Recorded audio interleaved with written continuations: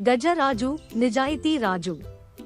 ఒకప్పుడు విస్తారమైన అరణ్యంలో గజరాజు అనే బలమైన మరియు జ్ఞానవంతమైన ఏనుగు నివసించేది. అతను జంగిల్లోని అన్ని జంతువుల కంటే బలవంతుడు మాత్రమే కాదు, న్యాయమూర్తి మరియు నిజాయితీ కలిగిన రాజుగా కూడా ప్రసిద్ధి చెందాడు.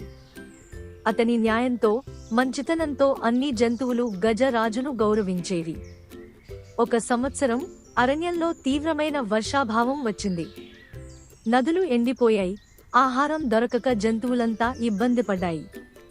గజరాజు జంతువుల బాధను అర్థం చేసుకుని అందరికీ నీరు మరియు ఆహారం దొరికేలా చేయాలని నిర్ణయించుకున్నాడు.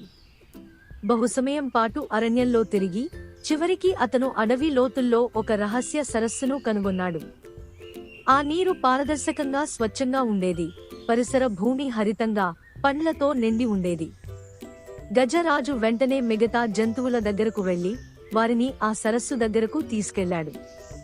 అందరూ ఆనందంగా నీరు తాగుతున్నప్పుడు ఓ కపటి నక్క తాను మాత్రమే ఆ సరస్సును స్వంతం చేసుకోవాలని అనుకుంది. గజరాజు నీటిని తానే స్వంతంగా ఉంచుకున్నాడని అబద్ధాలు చెప్పింది. దాంతో కొంతమంది జంతువులు గజరాజుపై అనుమానం పెట్టాయి.